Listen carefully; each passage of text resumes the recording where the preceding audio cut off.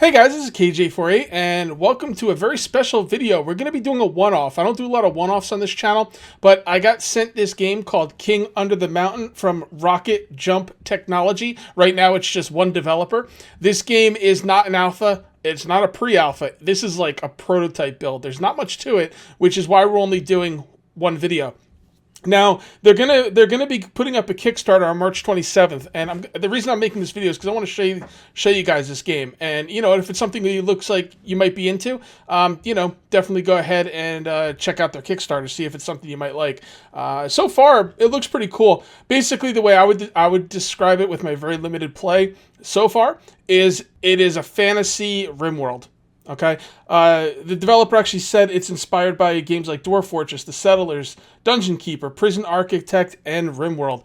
So as you can see right here, this is the map. I kind of like the roads. I like the idea of roads. I don't know why, but that's really cool. So yeah, this looks a lot like Rimworld. You start off with some basic materials. You start off with a lot of people. You can't really do anything with these people. This is very limited. Like I said, I'm only doing one video of it, but I just wanted to show you guys. I wanted to show you guys what he has so far. This is going to be like a proof of concept thing. And like I said, if you think it's something you might be into, go check out the Kickstarter. All right, so we start off with some planks of wood, some slate blocks, and some copper ingots, and a bunch of guys and girls. There's a couple things we can do here. We can give orders to mine. So let's give some orders to mine. You can actually see the ores inside, which I really like. I don't know if he's going to do that like permanently. It might be a little bit easy, you kind of know where all the ores are. I don't know though. I kind of like it. So I think we're going to open up this cave, this little area right here. So let's go ahead and give some orders to mine, and we'll just have them mine out all that. All right. You can also chop. That's obviously chop some trees. We'll have them chop some trees. You can clear. That's basically for the bushes. You can clear the bushes. Okay. That's it for the orders. Now we have zones. Okay. You can set up stockpiles. I'm going to just set up a stockpile right here, and just so you can see them moving it over to there. All right. And you can also, there's two different zone things here. There's wood and stone, basically. So what you want to do is, you see the sawmill thing. You click on the sawmill, and you want to put down a sawmill, right? Or you want to put down a wood cutting bench. Well, you can't do that, okay? Because you actually have to have a spot for it. You have to actually set up a zone for the wood cutting bench. So we'll do that right here. Now that we have a zone for the wood cutting bench, we can put it down. And we'll just put it right there. And they'll have to build it. You can see right here, they're moving everything over to there. Let's put down some lanterns. I don't know if like stuff costs anything yet, but in the interest of making a good video, we definitely want lights. You know how I feel about lights. Put one in there. Okay. Yeah, so you can see right there, everyone's moving everything to the stockpile. I wanted you to see that. So that's pretty cool. You can make a large table right here. Press R to rotate. You can make a large table, and you can make a small table. You can make a door. I don't really know what the door is good for yet. I didn't even mess with it yet, but it seems to be red no matter where I put it, so I don't know if you need a... I don't know. I'm not really sure. I don't think you could even build walls yet. You can also make this furniture out of wood or stone. Okay, so the other thing we want to do is we want to make a stonemason workbench. So put it right there, and then what we'll do is we will put the stonemason workbench right there. Good spot for it. All right, so someone will build that. You can see right here they've already built the wood cutting bench, and they've made the tables and the small table, and they're just doing their thing. It looks like we got some food over here. That's a bush. Doesn't say what it is. Those look like pears to me. But yeah, so very, very, very basic. Let's give them some more orders to mine this out. And when I say basic, I don't mean basic as in a slight. I mean basic as in it's a proof of concept. This is what I've made. This is what I want to do. Now, do you want to support me? That's the basic. I'm not going to tell you whether you should support them or not. I'm going to let you make up your own mind. You go check it out. All right, so I'm going to read off some of the stuff I did research for. King of the Mountain is a simulation-based settlement building strategy game set in a fantasy world. A simulated world. The game world is built on a series of interlocking systems which combine together to simulate a living, breathing world. And oh, look at this. See, we got like got some different colored trees over here. Yeah. Yeah, we got... Okay, so the road doesn't go anywhere, I don't think. The road just kind of goes off the edge of the map. The maps are pretty big, I think. They feel pretty big, unless it's just because I can't zoom out all the way. As night changes to day, trees and plants will grow or not. Okay, that's basic stuff. We had that in Rimworld. The local environment change seasons and will have an effect on flora and fauna, again, just like Rimworld. Procedural generation, every map is randomly generated from an initial seed, a large number. So that no two maps will ever be the same, unless you choose the same seed. The art assets for the game have been created in such a way that they can be drawn by the game engine for a near limitless variation in color. So every tree, plant, character will have its own unique combination of colors and appearance. So that sounds pretty interesting. Basically what he's trying to do is he's trying to make everything look different. Look at this stockpile, man. The stockpile's freaking boss. And I don't know what's going on here. I think they are probably turning these into like bricks or something. Maybe, I'm not really sure what she's doing. Does it say? All right, so she's a stonemason. Oh, there you go. She turned it into a stone. Yeah, and it's just gonna go right there. Cool. So we should have another. Another stockpile. There we go. All right, what else we got here? Peaceful expansion. Now this is the really interesting stuff. Peaceful expansion. It's an important design goal that it's possible to play the entire game without getting into armed conflict with other factions, if you choose. That's really interesting.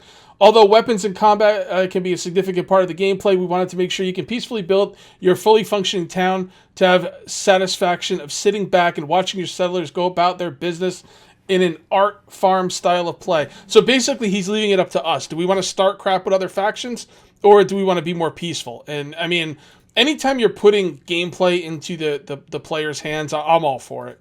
I mean, that's just, the best. Okay, so that is really interesting. So you want to get into armed conflict, you can. It kind of reminds me of Subsistence with the new way the hunters are working. If you don't mess with the hunters, they won't mess with you. And that's kind of like the feeling I'm getting here, which is, I really like that. All right, what else we got here? You could play several different races and factions, each with their unique gameplay elements. So listen to this.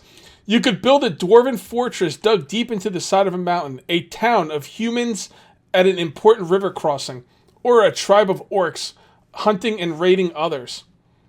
More than just different races to play as, we want to introduce completely new playstyles as unusual factions. Perhaps a lone wizard building their secret lair with golems they have constructed, an evil necromancer raising an army of the dead. Now that's two scenarios that I really, really love. When I play role-playing games, I do like to play something that can summon things to do my bidding. A wizard that summons golems to work for him, or a necromancer. I mean, Diablo 2 necromancer. Need I say more? A dragon amassing a hoard of gold in a giant cave system, or even an invasion of demons attacking the martial world. Players can opt out/in to automatically upload their settlements for other players to visit. So you can make a settlement, and then it sounds like it's going to be a little bit like Empyrean, where you can like upload it, and then people can go download your settlements. How cool would that be? Oh, by the way, I think the seasons are changing, because look, the trees are all losing their leaves. Yeah, oak tree. Yeah, they're all losing their leaves. Look at that. Wow. Am I missing something? They did have leaves earlier, right? Is he really, does he already have seasons going into the game? That's interesting. I thought that would be something he would do much later. Let's take a look at some of the ores we've gotten. So this is that hematite, and this is cassiterite. And I have real trouble pronouncing a lot of this stuff. And we have granite as well. So I don't even know where iron is. So it looks like this is coal, by the way. Let's give them a lot more to mine. Oh, you guys aren't going to be standing around doing nothing while I'm talking to people. Get to work. Okay. So I could build a settlement and put it up and people could download it. That would be awesome. This drives the basis of the adventure mode. Now, this sounds interesting. Check this out, guys. You put together a party of champions from your settlement's population and go off on an adventure to explore another player's creation. This mode will involve turn-based tactical combat as you explore and battle through another player's fortress. So let's say I build something and put it up on, on the games, the internet, whatever he calls it, the workshop, I don't know, whatever. You guys can actually, like, attack it. Now, let me finish. It's important to note that nothing will be lost by either player in this encounter. You don't actually attack the other player. Only a copy of their settlement. And there are benefits to be gained by both parties. So it's not PvP, guys. So that sounds so cool. That sounds so cool. I really hope this does well in Kickstarter. All right, so what else we got here? Yeah, mod-friendly engine. Another big design goal is that everything you see or read in the game and the variables behind them are fully open to mods. In fact, the game is built as an engine with one base mod applied to it, which modders can look at and see how things work. So for you modders out there, that sounds really freaking sweet. As the game nears release, expect more articles explaining. For now, yeah. Okay, so yeah, that's all the stuff I had to talk about, guys. So this looks pretty interesting. I talked to the dev today on Twitter. He's one dev, and he's talking about hopefully expanding in the future and hiring more people. But right now, he's just one developer. And oh, look, the trees got their leaves back. Well, guys, I really don't have much more to do here. I think we've done everything. Let me just double check and make sure we've got everything. Yeah, we built that. You can't click on these. Right click doesn't do anything for you. Double click, right click. Nope. Doesn't bring up anything. So they're still making blocks. So that's interesting. Maybe we should try and make a door. Let's try and make a door really quick. See if we can. Oh, they got little... Look. They got little, like, things on their hat with, like, little lanterns. They have, like, little lanterns hanging off their hats. Oh, they got little battle axes. Look at the axe. Or is that a hammer? I think that's a hammer. Yeah, but look at their... That's really cool design right there. He's got a little hat with a stick and a freaking lantern. Oh, classic. Oh, we got 4 Jasper gems. Look at that.